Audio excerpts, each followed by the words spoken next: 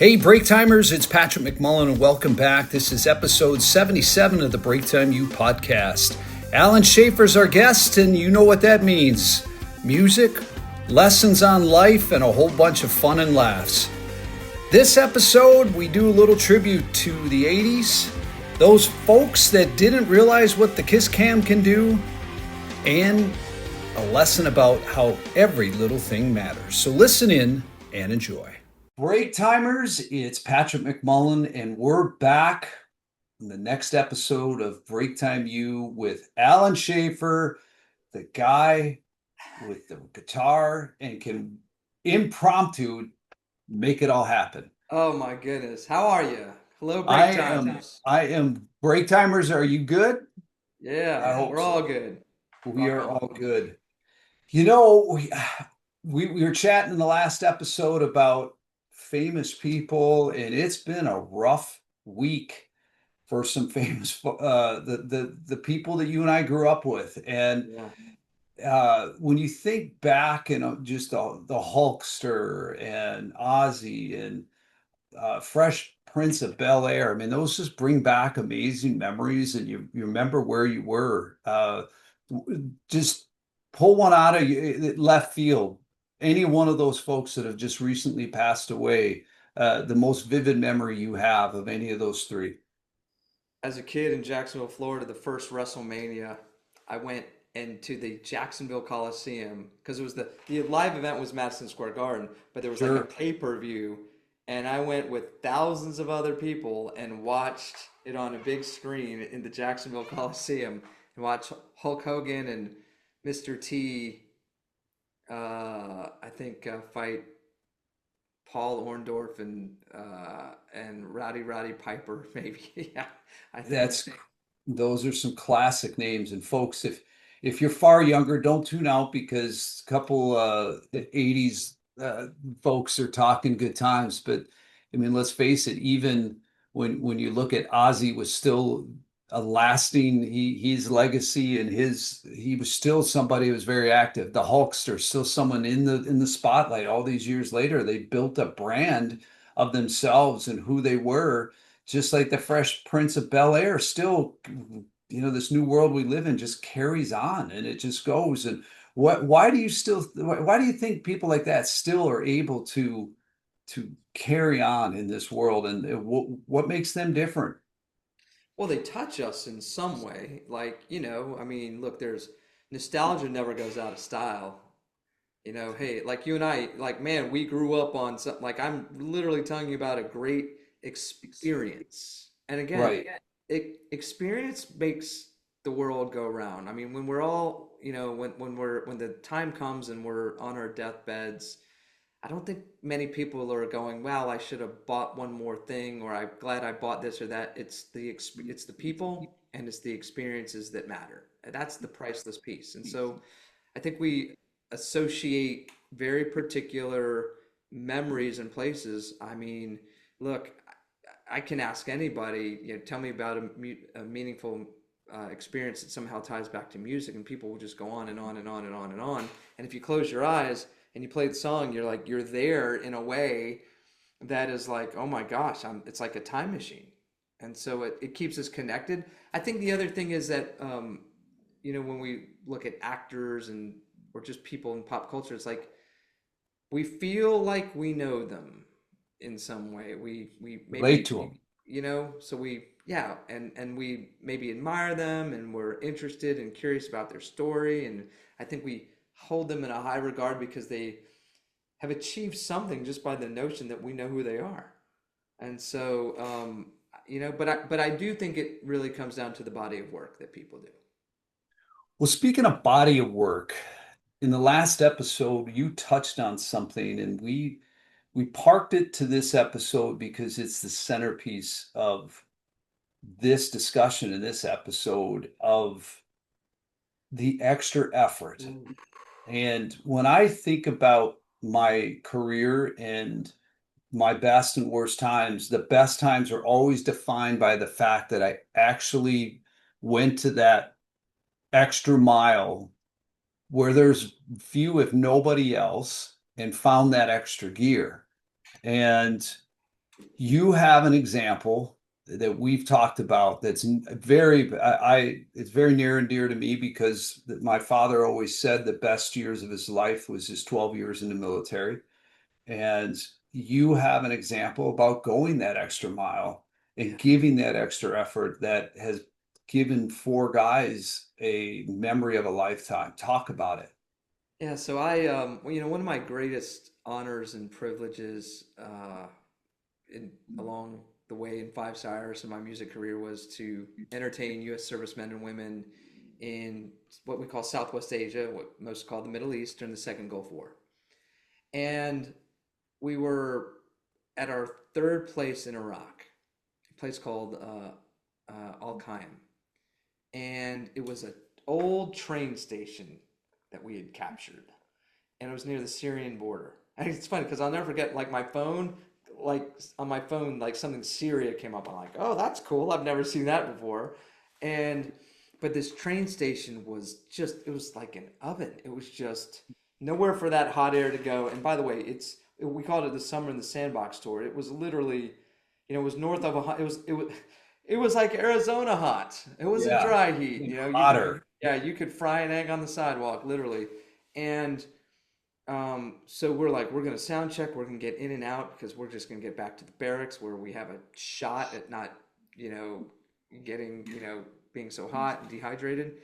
And these four guys come in and they just sit down, and I'm like, wow, this is a little weird. Like we're just sound checking. And so I start talking to the guys, and I'm like, well, what do you do? And they said, we're Navy corpsmen. And I said, I don't mean to sound silly. I just don't know what that means. I said, what you doing out there? I said, what are you doing here? I said, well, you know, um, we just came in for supplies.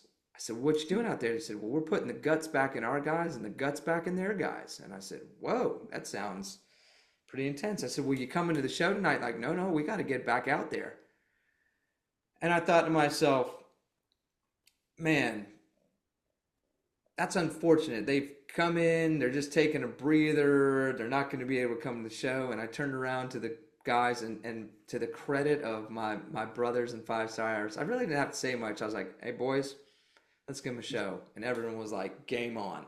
And we played this show for these four Navy corpsmen. One of them, a guy named Sergeant David Rickerson, who I still every once in a while, hear from. And it was just incredible.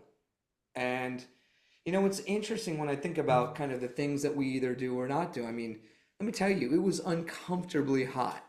We were exhausted. This was towards the end of the tour. Pretty easy for us to give discretionary effort for people that are putting their lives on the line for us every day. So that was kind of a no-brainer. And I would have been real disappointed in ourselves and anyone in the band who had said, no, I want to go back and I'm not going to do this. Then we would have had a fight on our hands. Then we would have had like an Oasis Black Crowes behind the music brawl. But our guys, my guys weren't like that. And but I think that this idea of discretionary effort, I think you do it because you can. And I think ultimately, there's lots of people that are sitting in break rooms watching this. And there's some people that are sitting in the break room going, yeah, I'm just going to do whatever I got to do, keep my supervisor off my back, my manager, whoever. And then there's other people sitting in the same break room watching this right now going, what more can I do? And those are the rock stars. Those are the people that ultimately get to a place that other people look at and go, how did you get there? So part of it's a value system. Part of it might be a spirit. Part of it might be just their DNA. Maybe that's how they were raised. But if you want to stand out and be remarkable and get to some next level, try harder than the person next to you. It's not difficult because the bar, unfortunately, is low. On my door that I go in and out of my office here, and it's is a sticker that says outwork your talent. And I look at it as a saying that whether I have the answers or not, whether I'm smart on a certain subject or not. The last episode was about letting go. There's some things I'm just not the smartest guy in the room, and I need to realize that. And I work hard on that. But most importantly, regardless of the situation, I'm never going to be outworked. And some that to me is the difference is as you just talk about, try harder. And I would challenge if you are listening to this right now, think of somebody that has done very well. Do they try harder? I mean, you obviously have some folks that mentored you, Alan, to get to where you are, to that ultimately you took the risk that you have to build this wildly successful business that you are influencing companies all over the country. Who are those mentors? Who's somebody that you can even think back to? Is there somebody, the first person that you ever recognize and say, gosh, that person works hard. Gosh, they try harder than everybody else. Who would that be for you? Ooh, wow, that is a good one. Here's the interesting thing. So, I don't know that I ever had to watch somebody work hard, or I was very lucky. My parents were like, you're gonna do the work. I mean, like, yeah, you're gonna get out in the yard on a hot day in Florida, and you're gonna do the thing, and you're gonna. And by the way, hey, I remember sitting in a break room at Albertsons when I bagged groceries. I remember one time I didn't use my time very wisely. I didn't study for a test, and I wanted to call out sick. And my mom says, "Why you want to call out sick?" I said, "Because I need to study for this test." And she said, "You should have thought about that and used your time better. You're going to work." Wow. Like, so I mean, and It was instilled from you at home, which yeah, thankfully you had that. You have a and I, wonderful mother, and I know you speak so much, so highly of her and enjoy your time with her still. yeah, and when I didn't put in the effort and my report card reflected it, they reminded me that, hey man, this is on you, dude. Like, Yeah. I Yeah. mean, you like, and that's what's interesting. So this is something really, really cool I got from my mother. It's something called the straight face in the mirror test. Can you look in the mirror and be honest with yourself and go, I did my absolute best? And that's the metric. If the answer is no, that's on you. It's not on Sure. anybody else but you. And that's this whole thing that, again, when you see people who have succeeded, not necessarily smarter than anybody. Yeah, some people maybe yes, no. Some people get a little bit of right place, right time, but those people are not leaving anything to chance. And so, like, look, I don't compete with anybody. I compete with myself. I know what my Sure. best is, and I know what my best is not. And so that's the thing. Can you look in the mirror and go, yeah, I did my best? And for me, I was very lucky. If I made a C minus on a test, but I could really authentically say, Mom, Dad, yeah, I know that sucks, but like, I tried my best. I really did. I just couldn't get calculus or whatever it was. We Right. weren't thrilled, but it was okay. Like, that was really the piece of it. And, you know, um, if you want to stand out, um, work hard and work hard because it's the right thing to do. I have a friend of mine, a gentleman who's this rock star leader at Target, and he's pretty up in the organization, and he's this rock star leader. He started off unloading trucks, but here's the difference. Some people will unload the truck and it's like, yeah, it's just my thing. Other Yeah. people are unloading the truck with purpose and vigor and understand that, if I can find better ways to unload the truck to save time, it's actually creating value. I'm now more valuable here. I'm not just the guy unloading the truck. Right. And so there's no task or job that's too big or too small for discretionary effort. It's a choice. It's a great point. And as you just said, there is average effort's going to get you average results. And you, you're a direct, everybody's a direct summation of their effort that they've put in. If you stink at your job, unfortunately, it's going to come back to, as you just described, is the level of effort you put into perfecting your craft.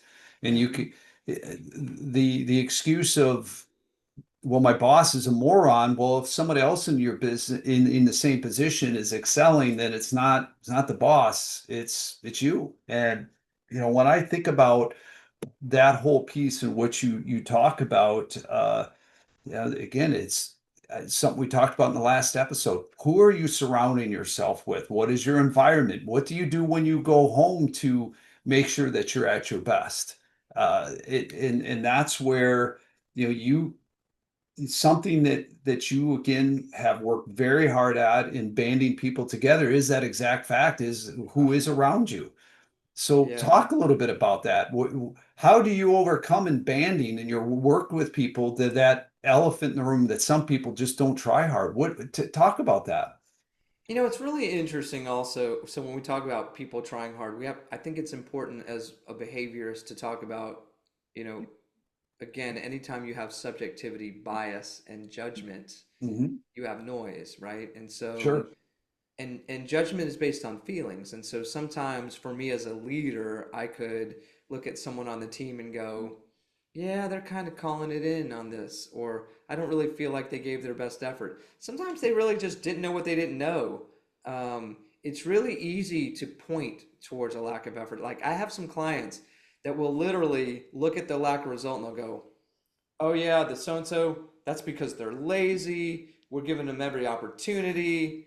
You know, it's not always that easy. I mean, there's a lot of good people working really, really, really hard.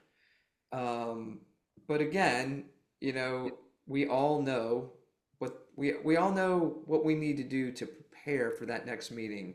We know what it means. Like for me, I know like look, we just added Paranoid by Black Sabbath to the set list for my band Shameless's show. And now I'm like, okay, I got another song now that I gotta learn. And by the way, when I show up and the guys in the band are like, they're like, I can't believe you don't have any cheat sheets. I can't believe you don't have an iPad. Like that's the fashion for singing covers. I'm like, I'm not getting up in front of an audience and reading lyrics because the audience deserves better. I will Yeah. sing my you know what off because I'm not having to read lyrics. And that is what the audience deserves.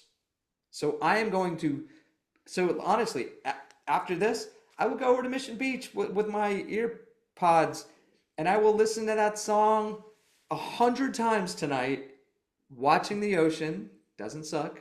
Um, Going through my process so that by the time I go to rehearsal tomorrow, I've got at least half of it. That's well, it comes down to, and it's something that, in prepping for these recordings today, one of the things you talked about is accountability. And one of the things that you uh, referenced here just a few minutes ago was your mother. Oh, And she yeah. instilled it in you, and that discipline to learn that music Yeah. started with the fact that you're not a thief. You have Oh, you learned at a young age. Again, your best effort also is in your ethics and 100%. accountability. And you have a story. Talk it. So I'm like 6 years old, and my twin brother and I we're in Jacksonville, Florida, and we're in this like little farmer stand type shop. And there's this big barrel of peanuts. And we're like, oh, awesome. Who doesn't love peanuts? We each take one. We each take one peanut. We go out in the car, we get in the back seat. My older brother, Garrett, who's is in the front seat. All of a sudden you hear my brother turns around, like the exorcist is turning, and he's like, where'd you get those peanuts? And I'm, even as a 6 years old, I'm sitting there going, dude, I don't know what your problem is that you didn't see this big barrel of peanuts. Like, I'm thinking this is a you problem. Like, sorry you missed out on the peanuts, bro. And he's like, I said, we got him in there. Like, didn't you see the peanuts? And he goes, well, how'd you pay for them? And we were like, huh? And right then, my mother opens the door. She gets in, and he sells us down the river. And he goes, they stole peanuts. I'm like, stole? Whoa, whoa, whoa. That escalated quickly. I don't think anybody stole anything. There was a thing of peanuts clearly to be enjoyed, is the way I'm thinking about this. And my mother says, "Put out your hands," and I'm like, now some people here put out your hands. You're like, "Are you gonna get a ruler to that?" Like that's not Wow. how we rolled in our house. Yeah. And I'm like, I don't know why I'm putting my hand out. So she puts a penny in my hand and a penny in my brother's hand. I'm like, now I'm really confused because I'm thinking, I'm getting rewarded for eating the peanut. Things are looking up. That really turned the corner quickly.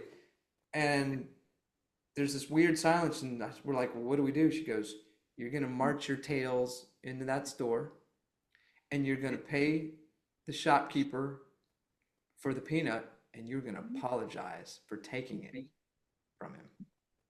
And I was like, oh, that was my first dose of humble pie in a way that was like, man, it was so, I can remember it. I mean, it was a bazillion years ago. I was 6 years old, but I still remember that to this day. It was so visceral. I feel like he smiled at us and was like, thought it was probably cute, in my Sure. playback. But man, it was traumatic. And I never, ever, ever thought once about stealing anything from anybody or taking anything that wasn't mine. And so Well, that was it. when you think about Alan, then what you teach and what you do and how you live your life and how you've taken risks. One of my favorite sayings, again, we've talked about it several times, including last episode, bet on yourself. Yeah. If you're stealing that peanut, I mean, it's a great analogy, but you're cutting a corner, and cutting a corner becomes a habit, just as anything else can be. Yeah. And you learned at a very young age. And that I go back to that piece is why did you play that day in Iraq? Because you not doing it would have been stealing more of not just a one peanut, it would have been stealing that whole barrel. But you paid a whole barrel of peanuts to those guys, and the Yeah. impact is a lifetime. Yeah, and I appreciate the kind words. I think we had such a reverence and respect for everybody over there that I feel like anything we could do, any opportunity that we had to do something that was going to make their experience marginally better in the moment. Because these people were at war. I mean, we're putting the guts back in our guys and putting the guts back in their guys too. Like, man, like, when does, has anyone ever has anyone ever said that to any of you watching? I mean, Yeah. that is a profound statement. And then it reminds you, wow, you're in a war zone, like a hot war zone. Like, it was really crazy. As an aside, I do have to tell you, it's our last show and we haven't met any Iraqis. And I'm like, I've been in Iraq for 10 days and I have not met one Iraqi. And I said to our host, I said, "Are the Iraqis coming tonight? Any Iraqis coming?" And they're like, "No, they don't come to our social things." And I said, "Well, that's a shame." I said, "I could we invite them, please?" And said, "Well, let me check with the commander and let you know." And I'm like, "Really?" I'm like, "Just let them come hear some music." So these Iraqi soldiers came and before the show, and I will never forget their translator. This is so funny. Their translator was wearing a T-shirt that said, "Who's your Baghdaddy?" Oh, I know. We all wanted the shirt. They spoke no English, and yet when we're at the show, when we're at the show, we went into a little Pink Floyd. "We don't need no education." They were singing that. At that Wow. same show, we played "Good Times, Bad Times" by Led Zeppelin, and there was a soldier, a Marine, I think, that was a drummer, and he came up on stage and he played it with us note for note. I have it on video somewhere. I mean, unbelievable. It was just an incredible experience. Well, folks, we're reaching the point in this episode where we go through the break time minute, because we could keep this episode going for Oh, about another hour. I don't know, man. I don't know what Because I to got me, today. it's like the 1 degree that separates success and not. So my break time minute, and those of you that if you've never watched this, how this works, I always do a minute or less. I talk about what did I take most out of Alan and this conversation, and Alan then just either plays a tune or ad libs his break time minutes. And I'm going to let him decide whether he's going to ad lib his message or play a tune with favorite song from that infamous trip that he was on, and that for Sergeant Rickerson and so forth. So I wrote something down that little things matter always.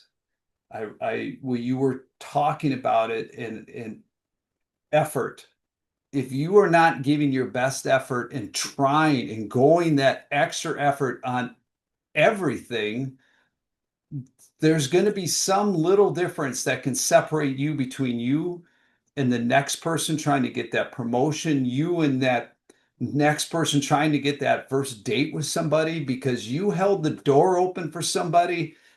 You said please and thank you to a server, to you did the act. You're always doing the extra work. You're always cleaning up the workspace. You're always sending an email that has please and thank yous in it.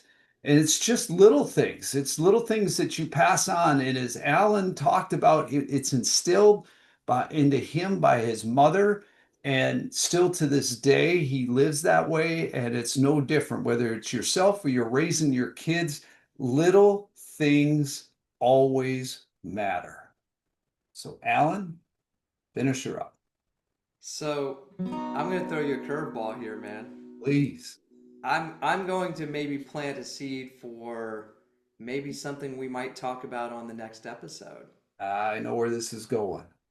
So the week before last, I found myself at Gillette Stadium in Boston at the infamous show.